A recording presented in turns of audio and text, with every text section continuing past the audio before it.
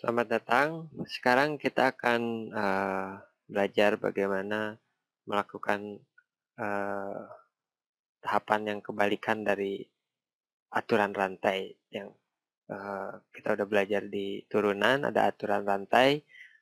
Karena kita sekarang belajar integral, ya kayak ngebalikin aturan rantai itu. Sebelumnya saya ulang dulu sedikit tentang aturan rantai.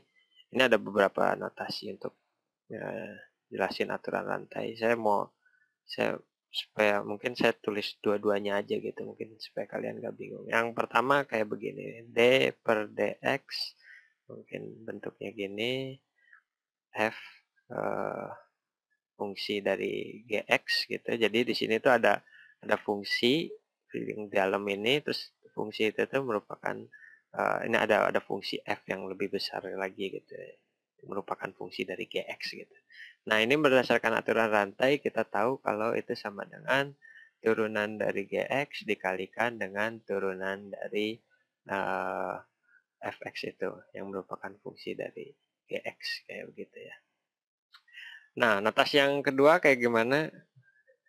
Nah, ini dua notasi ini sebenarnya sama aja, cuman gimana kita ngelihatnya gitu biar ada satu yang kita lihat lebih mudah untuk menjelaskan sesuatu, terus yang lainnya juga bisa. Yang satunya lagi bisa uh, lebih memudahkan nanti pada saat integrasi ya. Oh, mungkin kalian nggak bingung. Mudah-mudahan kalian nggak bingung. Pokoknya gini nih. Kalau misalkan gx ini kita bilang u gitu ya. Kalau misalkan u sama dengan gx gitu kan. Berarti ini kita bisa tahu fu itu atau fgx itu sama dengan fu kan. Ya kan? Karena kita gantiin gx-nya ini dengan u. Nah, sekarang d per dx dari fx-nya f sorry fgx-nya itu jadi gimana? Fgx ini kan kayak begini bisa sama dengan d per dx dari fu gitu kan, sama dengan jadinya turunan du per dx dikalikan dengan dfu per du gitu ya.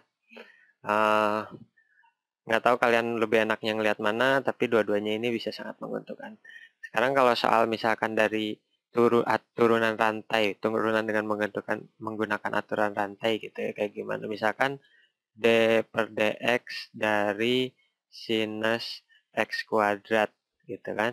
Yang kalian lakukan sebenarnya pertama-tama itu kan nurunin dulu ini x kuadratnya. Kita nggak usah ngeliat dulu sin x kuadrat itu sebenarnya sebagai fgx-nya itu sebagai fungsi yang menaungi semuanya. Terus ada fungsi yang lebih kecil lagi itu x kuadrat gitu kan, itu gx-nya. Jadi kita turunin dulu gx di sini, gini di sini gx-nya diturunin jadi 2x kan dikalikan dengan sekarang turunin sin x itu apa atau sin x kuadrat itu, tapi kita kalau ngelihat x kuadratnya ini kita nggak perlu ngelihat x kuadrat ini, atau kita bisa gantikan itu x kuadrat itu jadi sama dengan u, jadi nurunin sinus u aja. Sinus u kalau diturunin jadi gimana? Kalau misalkan ini u sama dengan x kuadrat gitu kan, berarti yang fungsi fgx itu sama dengan sinus u kan gitu.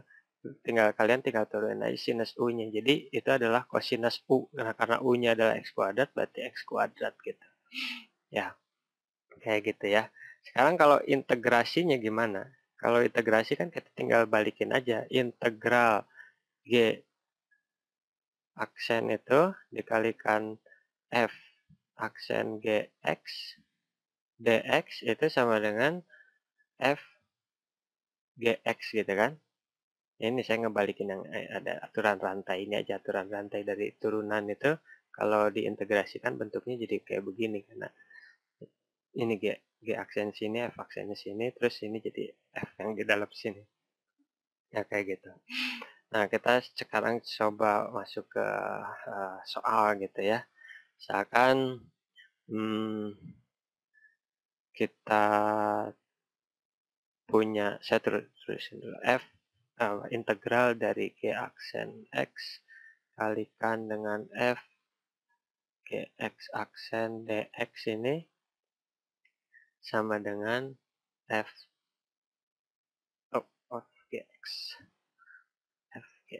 kayak gitu kan, aturan rantainya untuk integral. Nah, misalkan kita punya integral ln X eh, kuadrat per X dx. Nah, ini berapa nih? Ini mungkin kalian pertama-tama ngeliat udah, waduh itu ln, aduh udah dah ampun deh, enggak. Tapi kita nggak usah takut duluan. Ini kan kita bisa pecahin kayak begini. 1 per X kali ln X kuadrat gitu kan. Kemudian jangan lupa di sininya dx. Nah, sekarang nyelesainya gimana nih? Kalau misalkan di sini karena ln turunan dari ln X gitu ya, turunan dari ln X itu ini d ln X itu kan sama dengan 1 per X. Nah, jadi kuncinya di sini kalian tak cari dulu ini. 1 per X itu turunan dari ln X dan ln X itu berada di dalam kuadrat ini kan, berarti si aturan rantainya sudah terpenuhi. Kita udah tahu si aksen X ini. Nah, sekarang yang ininya kita udah tahu kalau 1 per X itu turunan dari ln X kan. Nah, sekarang yang kita selanjutnya adalah kita tinggal turunin aja nih si ln X kuadratnya, diintegralin aja nih si ln X kuadratnya, tapi kita nggak usah ngapa-ngapain lagi si ln X-nya ini, kita diamin aja dia kayak satu variabel tertentu gitu.